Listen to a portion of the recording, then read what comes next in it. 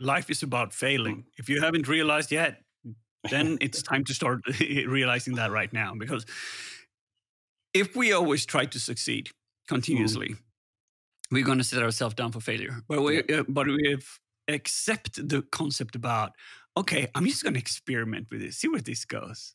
And then if you succeed with it, it's cool. And if you didn't, Yeah. you learned something and you can try it the other way around. And I went through my whole life just being too hard on myself Mhm. in a way where I wanted to be the best at the things that I did. I want to learn the fastest. I want to do whatever. And I realized that that's not really what life is about. For me, Yeah. life is about learning new things and having fun. And then Yeah. if I'm good at it, I want to share that experience with others.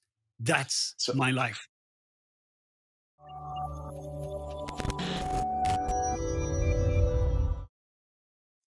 hello, everyone. Welcome to another episode of 401 Access Tonight. I'm your host, Joseph Carson. It's a pleasure to be here, and I'm really excited about today's episode. This guy I've been kind of watching and learning from for many years, and it's so awesome to have him on the show today. So, welcome, STÖK. It's awesome. So amazing to meet you, and tell us a little bit about yourself. Wow, thanks. That was a good introduction, though. You've been learning from me for years. Absolutely. Like that. Thank you. Hi, my name is Fredrik Alexandersson, but most people know me by my hacker handle STÖK. And I'm a hacker creative. I've been working in the IT industry for the last 25 years. I got way too much time invested in troubleshooting and securing Active Directory.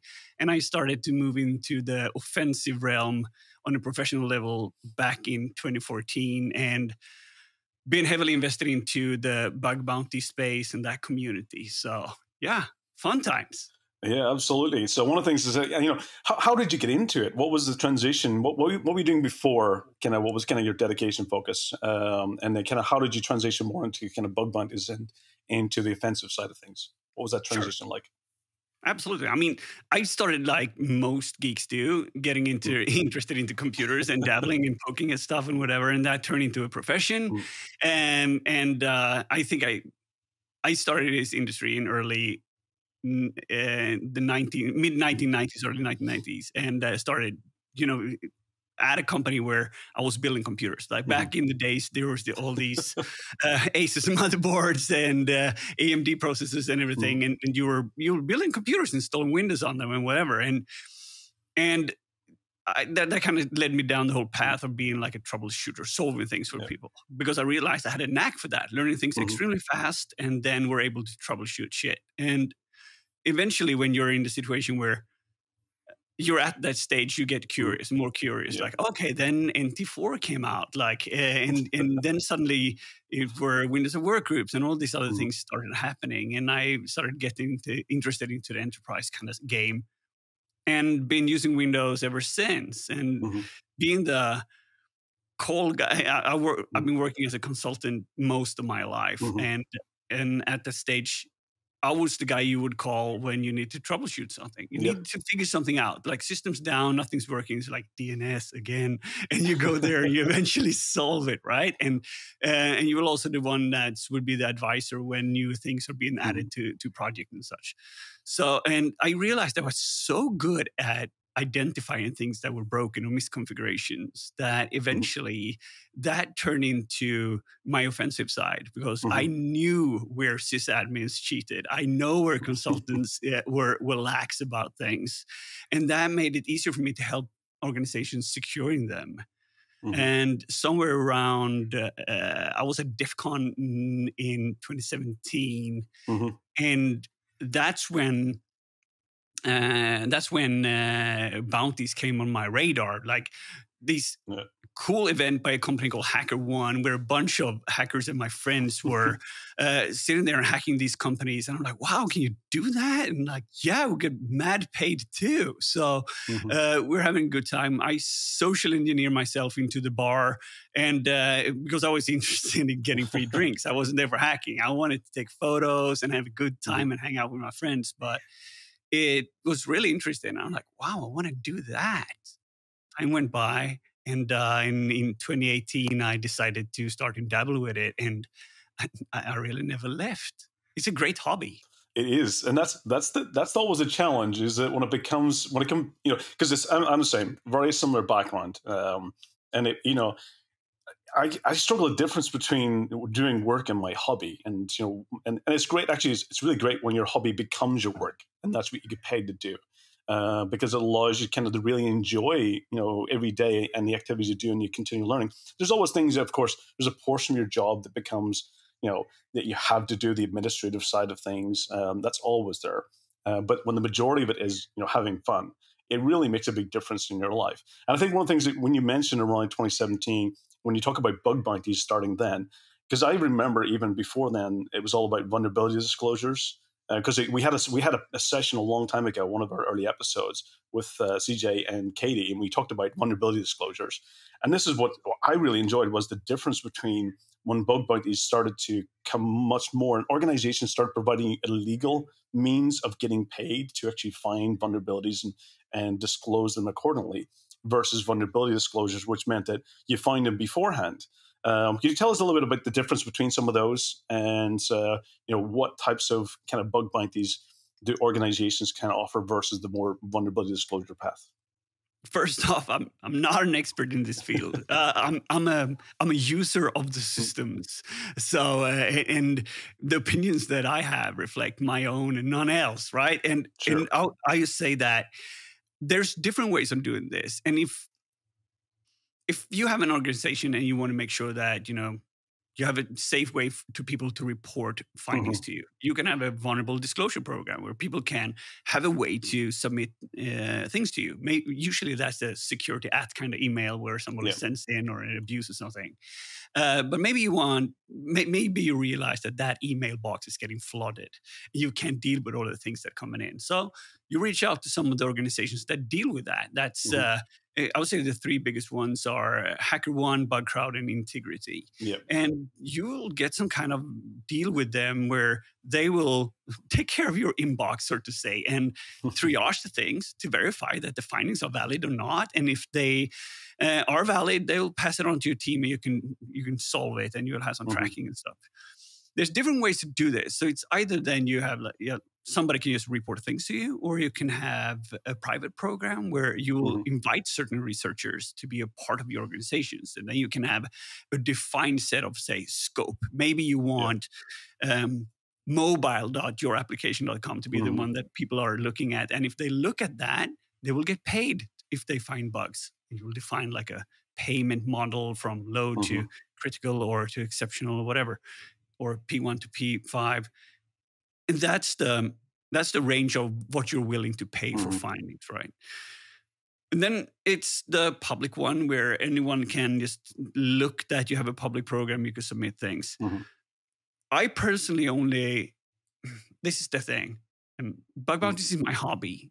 I've done it full time for fun and Hmm. to see if it worked out, but it was very lonely for me, and I Yeah. love working with people. So I want to be able to, have sick days and do all that Hmm. other stuff. That's good for a person like me and my family. But if you're in a situation where you want to poke at stuff, Hmm. and I usually want to get paid for my time. That's how it Yeah. works. I know it's a hobby. Yeah, you shouldn't really get paid to investing in learning things, but I tend to do. Hmm. I love the whole idea of me being able to, let's say, if I have one of my favorite applications, for Hmm. instance, or an e-commerce site or something, when I'm buying stuff there anyway, and I have the possibility to, sneak in a little bit Hmm. of a secret injection there, and or maybe sign up for another user and see if I can access my own payment details.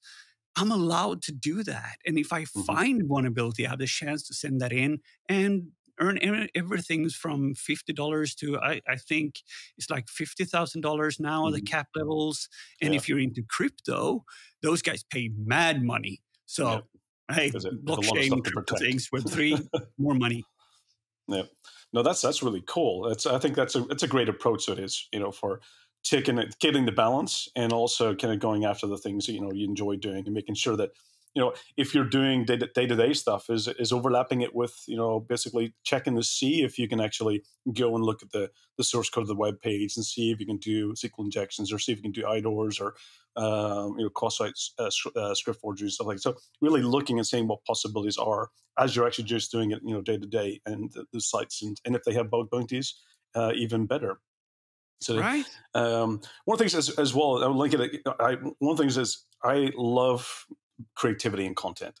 I love basically all the different setups, and I invest a lot here in my own lab.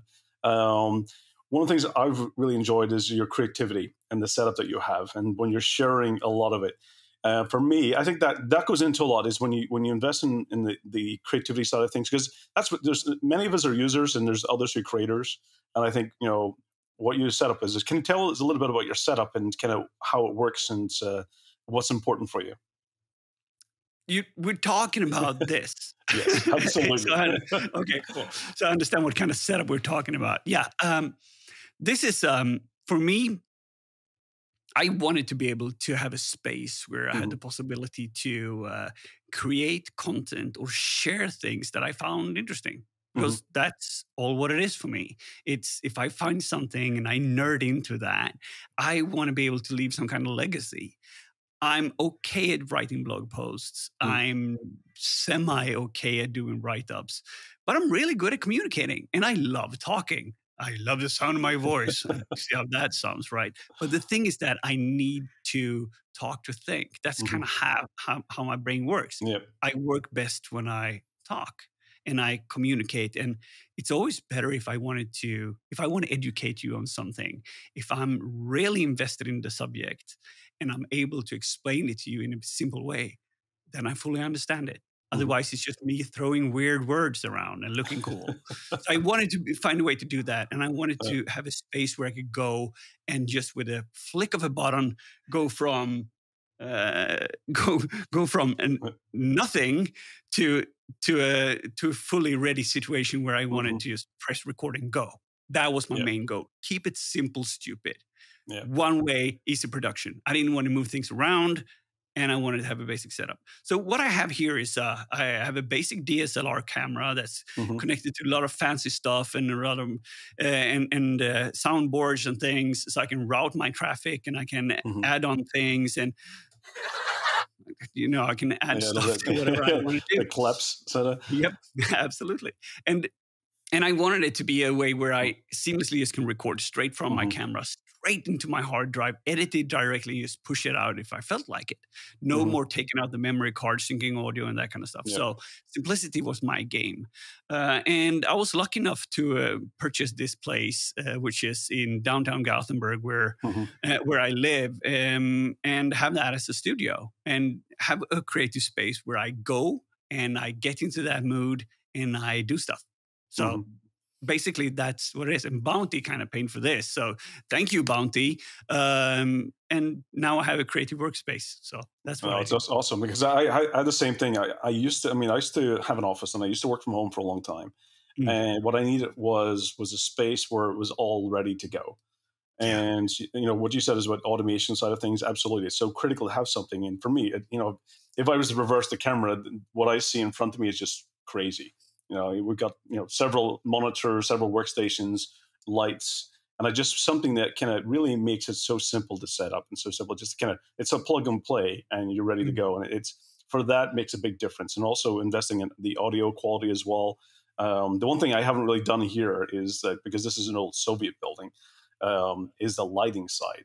So that's one kind of I've always been looking at, is the lighting. So I was watching your video on the lighting side. I think you were using the Philips Hue bulbs for the background lights. Yeah. So, and it's really cool because I think, getting that kind of ambience is so important depending on what type of work you're doing. So absolutely. Easy to, that is a simple stepstone into getting good lighting. Of course, you would like to have the aperture extra everything with all the movie set lights where they don't even react to whatever kind of shutter speed you're using. This is dialed into 25 frames per second, 50 hertz, with a shutter of 1 through 50. Because that's my setup. That's what I like, and then I need to tune the audio, the lights to that, so I don't get rolling shutters or flickering and that or other annoying stuff. It's very easy that happens with extra low budget lights. That's going to happen for you, and if you dim it down, that's the reason what's going to happen. Well, so I wanted something that would work okay for me, but would be not super expensive, but most bang for the buck. So Philips Hue lights works okay. Yeah, no, I think they function wise, they do enough for what's needed, and they Yeah. create that environment, create that atmosphere in order to do the creativity. And absolutely, when you're talking about speaking and talking, for me, I've got a whiteboard back here, and when I the whiteboard, that's me. You give me a whiteboard marker and a whiteboard, and just let me dump my brain in that thing. That's where I just get creative. It's just nonstop. Yeah, absolutely. It's just. I do that with my iPad and pen all the time. All the time. I'm still a bit retro old school. So even the whiteboard. But for me, you carry that with you though? I don't carry it with me. I usually I end up going to pen and paper sometimes. Even I'm always sitting with a pen and writing, my thoughts down. And that's Lovely. The way to stay creative and just keep your memory going. Because at my age, my memory is starting to fade a little bit. So just putting things down allows me to keep kind of going back to the things that I need to go back to and be creative and take notes. So absolutely. But yeah, for me, it's talking and it's sharing and getting that feedback from others. Surrounding yourself, because I'm a very social person also, and surrounding myself, I always try to surround myself with very smart people who make sure that they challenge me into my thought process. So it is so. One thing I was just interested about some of the platforms. I've seen the likes of IPSEC and Naham going off and starting to do things like Twitch. What platforms are you starting to use for your inclusion? I think you're still primarily doing YouTube. I'm primarily only doing YouTube. Only doing YouTube. So. Got mad respect for everyone that likes to diversify and do things over at Twitch. I don't have an audience on Twitch. So I rather, if I want to do something live, I have a live show on Thursdays, every Thursday, every other Thursdays, Thursday. Bounty Thursdays, and I do that live now. I used to do it like 5 to 10 minute shows every week, and just getting the nuggets out. Now we do it in another format where we have more like the classic radio calling show where people can call in on Twitter Spaces, and we'll broadcast live at the same time over at YouTube. So I use Twitter heavily, and I use YouTube. Those are the two platforms that I use. I did dabble with some Twitch in the beginning, but I'm not in the mood to be sitting in front of 4 to 5 people talking about whatever my kind of day is. I rather just go on YouTube and do something more. The big difference is also that on YouTube, you need to provide more of a production value. That's kind of how it works. On Twitch, you can just do whatever, and you sit there and you communicate with your chat and have that community. I have mad respect for that. But I want to be a way that I can create content that's long-term and that people can go back to and find over time. That's easy accessible as well, because Twitch provides, it's a bit more challenging, going through all the hoops and the subscriptions and the kind of, it's a little bit harder to kind of get more people because you kind of had to lure them in. But YouTube is a little bit more easier to find content and searchable. Sure. So absolutely. So, question also, kind of one of the things I enjoy is that, sometimes on Twitter, you share a lot of your kind of personal downtime side of things. And this is always, I think, in our industry, there's a lot of challenges in things like burnout, stress.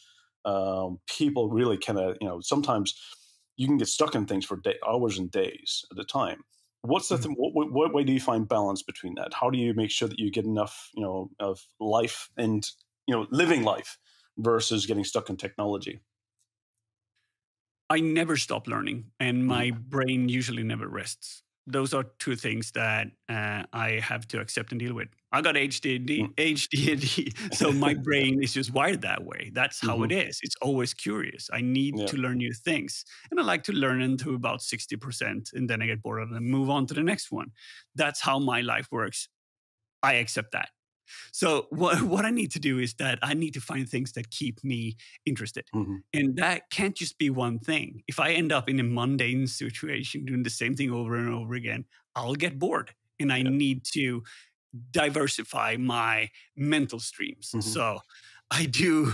That's why I'm working at this great consultancy company. I do YouTube videos. I have a fashion company. I have a sustainable fashion store. The glasses you're wearing are part of the fashion, isn't it? So. Yeah. I design stuff. I do a lot of things because that's where I soothe myself. I need to go from one thing to another. Otherwise, I'll get bored and burn out. And when I'm saying burnout, it's Yeah. in the sense of me getting bored to the extent where I can't do it anymore. I'm like, I just can't do this. And the and I see when that happens and I start to get into that state, because it's way different than one that when you are depressed and you can't get up in the morning and you're sick and because that's another thing. What I'm talking about is this boredom kind of burnout where you don't feel like doing it anymore. It can be that you work too many hours. It can be that you invested too much time in a project. It could be something else. So what I do is that I try to do things in sets, or I need. It started back in the days in somewhere around 2012, I think, where I decided that I wanted to work full time for an employer for 3 days a week. Because I didn't like the balance of me working 5 days, getting 2. I thought that was an unfair. It is unfair. It's like, okay, so you're going to have 65 years of my life. You're going to take 4. I'm going to get 2. That's a bad equation. I want to do it differently. I'm going to give you and society and whatever 3 days. 4 days are mine. And so I adapted my life according to that principle. And of course, it turned into I work 7 days a week because I do a lot of different projects and I do a lot of different things. But having that mindset of just scheduling downtime, I have time scheduled that I don't work. I go outside. I do things. I challenge in Sweden, brain. the typical countryside. It's the summer days and getting out in the fresh air and getting out into nature. Because here in Estonia, it's very similar. It's I think culture wise in Sweden, Finland, Estonia have very I can almost similar. throw a stone at you. Yeah, Those exactly. we're on the same. And it's very, it's the same as you need to have that downtime. And even, I sometimes I complain in the summertime when I go into the forest to chop wood and I complain about it. But at the same time, after I finished, I've enjoyed it because it allows you to switch your mind off from the things that, in our work in this industry, you can be so your mind goes so focused that it's hard to shut off. It's hard to switch off from thinking about, the SQL injections, thinking about vulnerabilities, thinking about the latest, Log4j or Spring4j, whatever it is. Your mind can get stuck and nonstop thinking about it, and you need ways to switch it off. Yeah. And for me, going into nature, getting an axe and chopping some wood and stacking it allows you to do that. It's gives a great you physical satisfaction as well. Absolutely. I'm a nerd. I got T-Rex arms. Those are tiny, but I chop a lot of wood, and it helps me to exercise my body. And it's like you said, it cleanses the mind. And when you do that, there is this thing called shower moments. Let's say that you've been hacking or something, or you've been pondering a project for a while, and then you just let it go. You do something else, and you're standing in the shower, and then the ha moment comes when you're like, oh, "Damn, yes!" And you go to the computer, and you're like, "No," and there it is, and you solve it. Yeah. So do you mean one of the things that, since we're both creators all the time and we're always thinking about kind of, projects and activities and so forth, do you get in the situation when you get some, writer's block type of thing, when you get into content, you're like, I don't know how to progress it. What do you deal? How do you deal with that scenario? I do the work. You do the work. That's how it works. Because if you listen to people like Seth Godin and really smart marketing people, he wrote, I don't know how many blog posts every day he did that. Or you can look at creators like Ipsec that smashes out a huge amount of epic videos, right? And he do that over and over again. Unbelievable how much he does. When I enter that state, both those guys have something called a routine. They just sit down and do the work. And when I'm starting to enter that state when I feel like, I don't feel like doing it. If you skip it once, it's like if you go into, I don't know, let's say you start running in the mornings, right? You get up in the morning, the first thing you do when you wake up is that you put on a kettle with your morning coffee, you're prepping that, maybe you do a bit of French press, you're prepping that shit, and say, okay, when I get home, I'm going to have that. Put on your running shoes and you run for 20 minutes. You do that every day for, 21 days, because it usually takes 21 days to create a new habit. The 22nd, 23rd days, it's like natural. It's part of your routine. Like you wake up, you brush your teeth, you eat food, you do that kind of stuff. But when you get sick and you're not doing it for a while, then you're not doing it, and then you wake up in the morning and you're feeling good, you're not sick anymore. Like, maybe I should go running. You're like, nah, not today. And then, not tomorrow either. And then that hill of you being able to do it just gets bigger and bigger and bigger until you just decide that, screw you, brain. I'm going to do my things for me, which means I'm going to do the work. I'm going to run, and I'm going to do it now. And you do it, and then you back into it again. Yeah. It's all about committing. Yeah, and getting into the habits. I mean, ultimately, one of the books I loved is Atomic Habits. Was a great book into really, how to do it on small scale and really phase it. I mean, for even myself, I'm recently recovering from COVID, and I do a lot of sports. I mean, I'm always basically playing football multiple times a week. And the first time getting back, my body was just telling me, enough. you need to slow down. But it's important to kind of progress it, giving enough time and getting back into it. So you're absolutely right. It's getting into that habit and routine. And it's the same way. I mean, I'm always laughing because even when I'm, going through and doing some of the capture the flag side of things, I have, when I'm doing capture the flag or I'm doing some type of pen testing, I have the same habit that I have with playing chess. I'm such an aggressive, noisy. I start flying things all at the same time. So I'm just like, running like multiple scripts. So, and I'm a very noisy pen tester. When I'm doing it in engagements, sometimes I kind of step back a bit and do things more manually.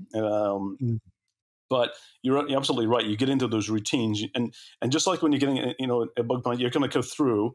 If you're doing web application testing, you're going to kind of go through, and you're going to go through your routine habits that you're kind of used to, and that are mostly for you. You'll get results out of it taking those steps.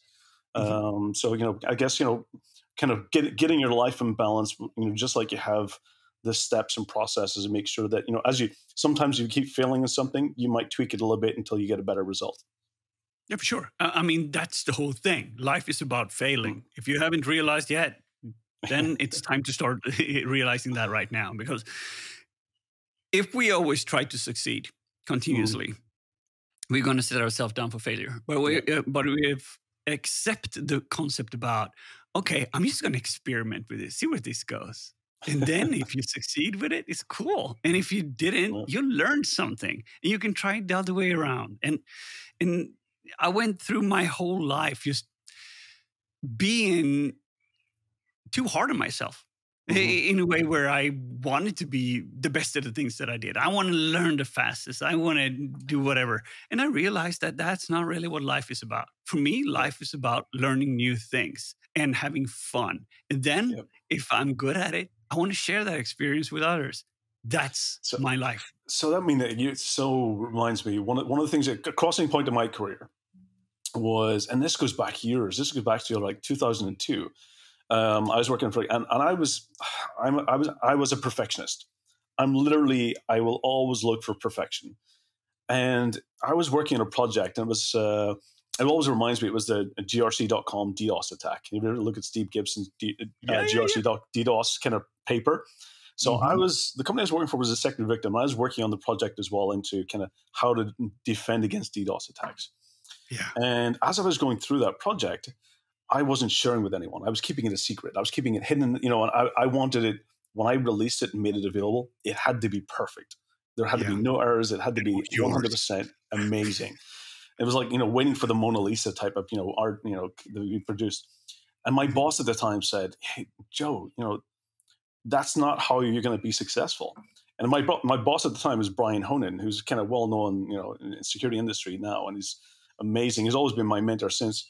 And he said to me, in order to make it perfect, you have to share it. You have to get other people's feedback. And that changed. That was a moment in my career that changed me, where I actually realized that in order for it to get perfect, I had to involve other people. I have to involve the people around me, the social sphere, who can provide, because I might, as your point, I might not be the expert in that specific area, but I can get somebody who knows much more about it than me in order to provide that input. And it really made me realize that the most important thing is when you're doing that is to surround yourself with people. I'm not an expert in everything. There's certain things I'm good at, but I'm not an expert in everything. But knowing who that person to go to is so critical to get their input. And I think that's such critical in order to make sure that we are able to, get validation, to improve, to learn. And also, this industry is very much a community industry. It's not, Yes. to your point, you can't do things solo. I mean, I've struggled, I don't know about yourself, being based in Gothenburg, is that when you're away from the heart of the hacking community, you're so far away.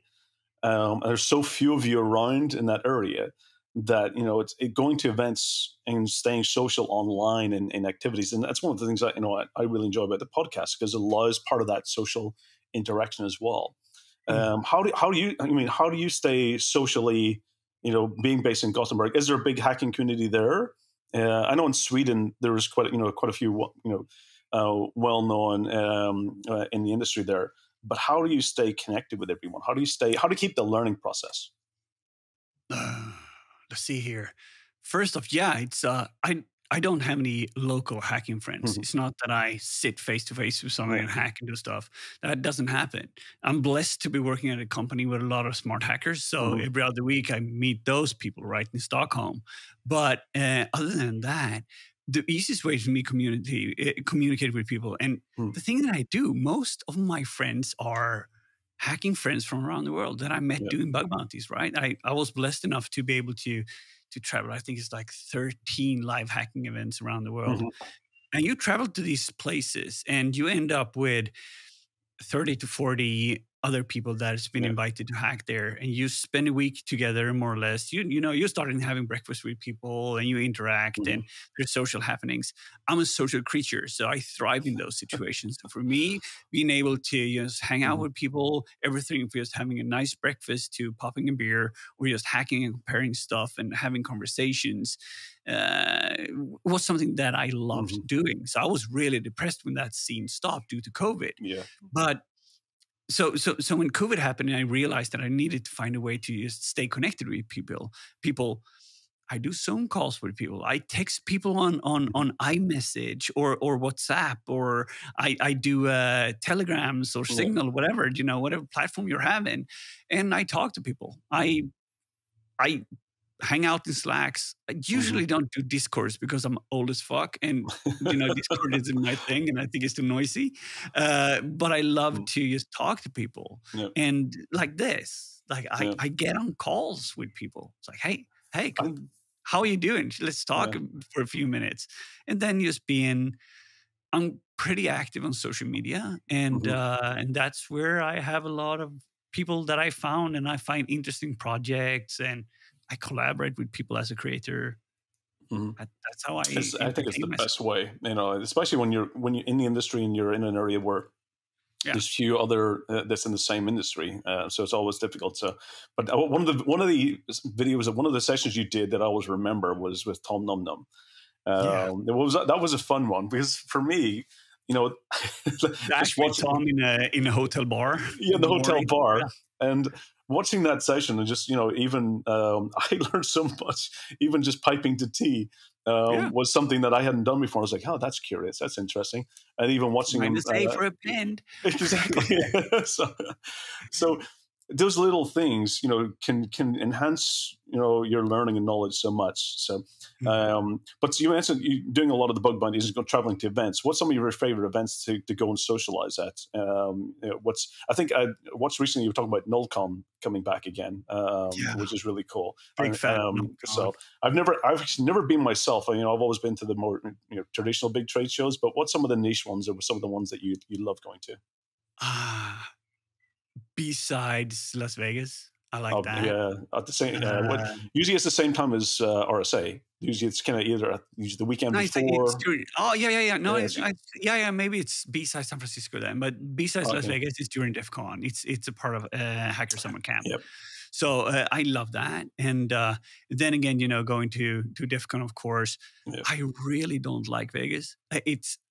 It's hard to say that because I understand the whole idea about it, and it's easy to be swooned by the whole experience of being in this huge town, but it's extremely draining. And if you're in there 5 days or 7 days hacking with massive jet lag, it usually, it drains me emotionally, and and that city is designed to do that.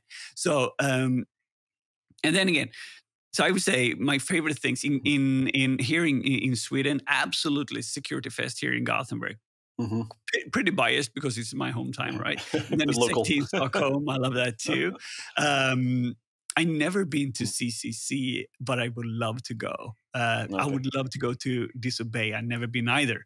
Disobey, that's in Helsinki. Yeah. Yeah, it's always kind of, it's usually in January. So maybe sometime when I think it was back in person this year. So hopefully I'll get to go myself as well at some Yeah. point. So I Then do we remember hopefully meet when there. Jason.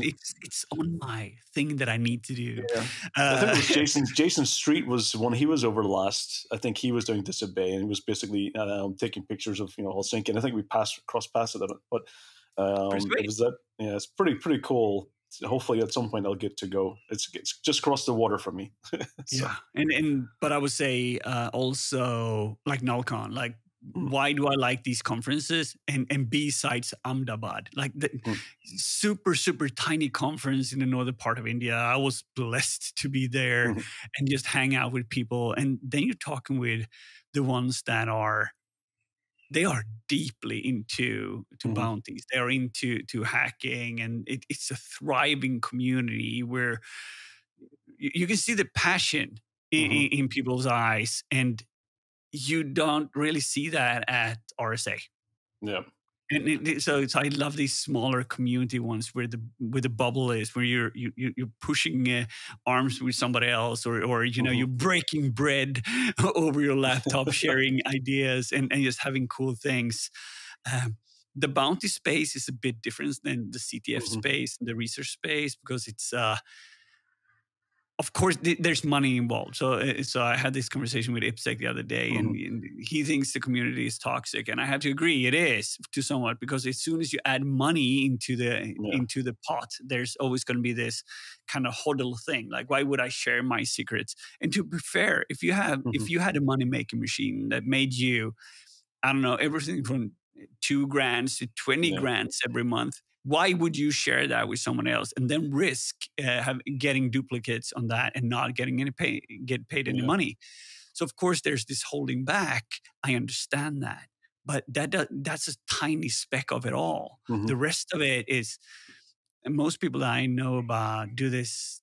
Not all do it full time, but some people like you and I, we probably like, okay, so instead of you doing this capture the flag or doing this hack the box, I have mad respect for you guys that do that. I don't, because I rather invest time in a bounty program that I know pay well. And if I want to learn something, I want to learn the development cycles. I want to know how they push code. I want to know how they think. I want to have their newsletter, know about new features. I want to engage with that, because if I'm invested in that, I'm going to be way better at breaking down their stuff than somebody that just does a flyover and gets content back. Having that product lifecycle development background and knowledge is so critical to thinking about how the system's created in the background that you don't see. And I think that's a lot of people spend the time going into, doing a lot of the academies, a lot of the kind of trying to break down the front door without knowing how things are configured in the background. So one of the things that, I said, even in my lab here, I go and try to set it up myself to understand about how it's working in the background. Understand how the configurations, and then try to understand about how those default configurations might be, because that might be where the mistakes are made if people don't do them correctly. So going through and understanding about how those defaults are, what the credentials are, how to deploy, and then trying to see what it would be like in the background in that development cycle. And if you get into that knowledge, then it allows you to actually, when you're looking at that front door, it might reveal the secrets that allows you to get in. Rather than, I think most people will try to brute force, and basically use a lot of automation, use a lot of scans without really understanding. And I think that's one of the great things, I think people like IPSEC go through and explain it in its entirety, explain how it's working in the background. and the multiple paths you could take. I think that's a big difference. So having Well, it development, can. It's vulnerable boxes. Yep. We really can't do that. Even if I wanted to do a full walkthrough or live hack a target, I can't. Because what happens if I leak something during that live stream, or if I leak something, information there, I would be breaching some kind of agreement. And that's not possible. Yeah, and that's the thing is a lot of, for me, I think I first got in, stuck in a lot of, I was back in 2007, 2008 when I was doing a lot of, it was instant response type of things I was getting involved into when companies became breached. And of course, going through, or it was to do with 0-day vulnerabilities, and you start looking at the patch process. I end up getting a lot of NDA processes. And I think that's one of the challenges. And one of my favorite events I like going to is here in Estonia, we have an event which is called a symposium, which is all about basically it's all the certs from around the world who come together, and it's basically under Chatham House rules, meaning that you can go in and you can talk about things without it ever being made publicly available, and that's when you really get to hear the real stories about what happened, how things happened, the successes and the failures. And I think for me, that's something that one is that I think we as an industry lose from that because these strict NDAs prevent us from sharing.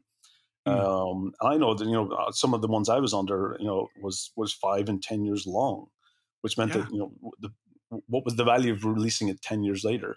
So I don't know if what's your experience with things where restrictions and limitations, especially when you find things that are significant and could impact a large amount of people. Well, you kind of need to understand that as soon as you send something into a bounty program, it's under some sort of agreement, and you can't really communicate about it. So there's always if you get paid, they buy your silence in a way. So unless they are very open on disclosing that, HackerOne per se, themselves are defaulted disclosure, which is cool. And I think Shopify does that too. They're very prone on just, disclosing the things because that gives people the possibility to understand how things work and do better. I mean, it's a good way to do it. But most of, if you're entering a competition or if you're invited to a specific kind of bug bounty program, usually you have to sign some kind of code of conduct or NDA where say that you would not talk about this customer. But it's normal. I mean, that's what we do all the time. I work in cyber, right? I do, the company that I work, we do amazing incident response. And we do all these super cool cyber red teams, like 13-based red teams on banks and shit.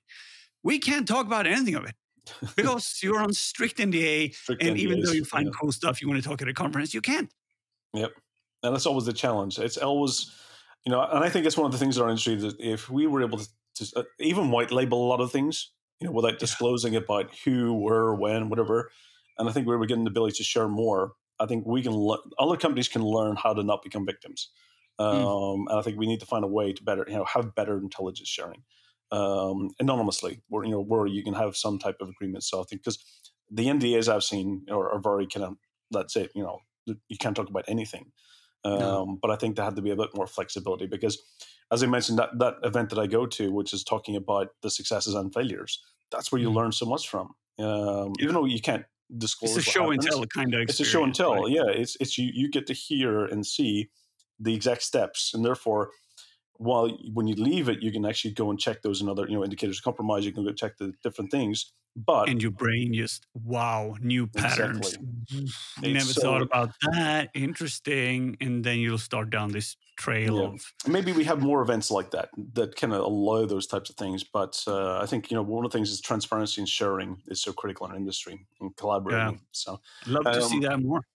Yeah, absolutely. What tools do you enjoy using? What's some of your favorite tools that you have? That's kind of your go-to tools. It depends on what we're talking about. When we're talking about hacking, I would say primarily some kind of browser and a proxy. In my proxy of choice is Burp, and I use that every day, more or less. But then I do when it comes to me running VPSs and such, I rely heavily on BidMe's or price axiom to spin up virtual instance droplets in DigitalOcean that I do automation stuff from. I love everything that Project Discovery puts out, more or less. Like if they put something out, it's going to be great. I like HTTPX. I love that. DNSX. I love Amass. I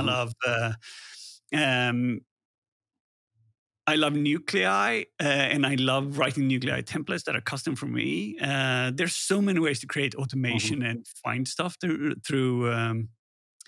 using tools. I love SED and I love grep. So I would say those are my go-to things. And I'm a nano user. Blame it on me. So I'm I'm the same. So what I typically will go to is usually it's either VS Codium or something like from a programming perspective. And then if that doesn't work, then I work my way back to Nano. And then if Nano doesn't exist, then I go back to Veeam. And my last resort is VI. That's always the last one I go to. That's when I throw out the computer out of the window and says, this is not able to exit. I can't shut this off. So I unplug the cables and throw it out. That's usually how it's done. There's so many issues especially when you're through a shell, that if you don't have the right basically scaling columns and rows set, it can just destroy it. And I always find that Nano you can probably be okay because it will auto kind of scaling, but then when you get into Vim and then VI, you can basically get yourself in a bit of a pickle where you can't get out of it. And none of the keystrokes will work, and you end up having to find out, you end up having to create another shell. So, but I'm the same. I'll go backwards until my last resort is then I will go through and try to get a proper shell before I touch VI. Otherwise, I can get stuck in there. That's perfect. Question though, when you're using Burp Suite, what's your kind of? Do you prefer to use the in browser Burps browser, or do you kind of go? Okay, I find it much easier rather than having to go and set up Burp proxy and have redirects and configure the ports, because I end up having two browsers running side by side. I'm using the built-in browser because it automatically proxies back through Burp, and it also allows me to keep the traffic separate as well. If I'm doing some searching, it's going directly and rather than being funneled into the proxy. So. No, I knew that. Curious. I mean, I have. I'm one of those Firefox users. That's the driver that I like to use. But when I'm doing hacking, I prefer Chrome DevTools. So I'm using that for certain things. So absolutely. I used internal Chromium-based in Burp because it's easy to set up, and I use multiple profiles, especially if I do some auth integration or IDOR testing. Then I heavily rely on tools that do that for me. I'm not patient enough to do it manually anymore, so I'll do authorize or similar, like maybe autoresponder or certain things that I want to change or push in. So I'll do that kind of stuff. Yeah, definitely. I love the repeater. I love intruder. I'm an intruder kind of guy. Most people aren't. And I love turbo intruder for doing race conditions and massive lists. No, it's my go-to tool. Yeah, I think definitely it's mine too as well. I think for most of us, we kind of prefer it's the proven. It works, and there's so much flexibility. Even doing decoding, within Burp Suite is fantastic because you can do that. I know a lot of people kind of go into Chef and do it that way, but when you can do it right in Burp, why copy paste out? It's unless you're going to do multiple encodings and decodings, it gets a bit more complex. So you have things that's in Chef that's not in Burp. But most places I can find, I can get it, either when I'm doing base64 or whether it be URL encoding, you can do it right within the browser. So it is, absolutely. So question, for anyone who's listening to the show, what's your recommendations about people if they're going down this path and getting into bug bounties? Maybe they're coming from a support background. Maybe they're just, at university and thinking about going down this path. What's some of the best starting places? What do you recommend? Because there's a lot of, there's a lot of platforms out there. Where would you recommend people getting started? I would say the best currently and the free one should be the creator of Burp, Portswigger's web Hmm. application academy. It's free and it's very easy to Yeah. use, and it will give you a good insight to the OWASP top 10, more or less, with labs that you can go through. Then there's you have Penter's Lab, you have Hmm. Hackbox, you have Try Hack Me. You got all these have specific labs or Hmm. academy parts where you can learn things. But I didn't do any of those, and when I hadn't used Burp at all. Hmm. Maybe I dabbled with it with some early the predecessor Hmm. to Kali, right? Yeah. And I dabbled around with it a bit, but it wasn't really my main thing. I didn't know why, because I was into wireless hacking and doing other Hmm. stuff then. Um, but when I started using Burp, I realized that I just had it to get used to the momentum of seeing handshakes happening between Hmm. websites and what they were calling and how things were working. Like, oh shit, you entered this page and 45 Yeah. different JavaScripts loaded. Why did that happen? I didn't see that. And then you'll see all these response getting back, and you're starting to play around with the traffic. Yeah. And I would suggest anyone do that. Like, turn off all the active things in Burp and just passively observe Hmm. stuff. Maybe even install some plugins that would, like Burp Bounty or something, Hmm. that would use these known word lists to find identifications. You can use a plugin called Hunt by Hmm. Jason Haddix and, Yeah. and similar people that will look for parameters that would look shady in theory, and then would be a good injection point for you. Say, okay, this is equal potential, or this Hmm. is could be an over redirect and such.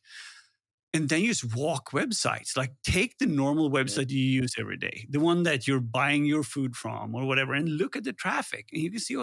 okay, so apparently I have ID 465789. And And what seeing if it's happens if some sequence. Yeah. If I put a yeah, 7 afterwards. what happens? And then, why did I get the cart of my Yeah. neighbor? Weird. And then, you'll start Mhm. with thinking about what's happening, because you Yeah. need to get into the hacker's mindset. And the hacker's mindset is driven by curiosity. What Absolutely. happens if I do this? Yeah. If I change Oh, this one thing, what yes. happens? If even just I always enjoy looking through the cookies and just seeing exactly what is the Sure. setting, what value is it putting in there? Is it something that is basically just a raw text, or is it actually some type of encrypting, base64, is it URL encoding, whatever it is, and trying to understand about why did it do that? If I Mhm. change it, what happens? Yep. And I think even when I was going through Naham's new Udemy course is pretty good as well, Yeah. because he actually did a pretty good kind of walkthrough into understanding all of the top, and I think Udemy, some of the courses are quite reasonably priced for most people when there's discounts Mm. on. Yeah. But for me, I think it was the OWASP Juice Shop was the one Yeah. that I enjoyed doing. And you're absolutely right. You can go to OWASP Top 10, and they'll have the academy there, and they'll walk you through each step. To kind of give people the lessons, and it is very, very educational, because it does tell you, here's the misconfiguration, here's what went wrong, and here's how you can fix it as well. So, Yeah. absolutely, I think it's great advice. But then again, seeing is believing. People Mm. usually ask, okay, so I've been doing all these labs, I've been doing all Yeah. that stuff. I mean, if you've gone through all the Portswigger Academy Mhm. labs without hints, Yeah. go get some bounties. You're well then You're gonna overqualified find you're qualified for that. definitely you're gonna be successful if people went through them Yes, without actually do getting not tips. worry. You got this. Because if you've gone through all that, then you've shown the curiosity and the willingness to learn. So I would say that's about it. Like, start doing that. But the biggest hurdle is probably for Mm. people just to get started. Get Yeah. started. And It's that's getting the that. thing. It's just Start getting, now. just go and start it. Try it and give it a go. So it is absolutely, because Maybe I think so not people, for you.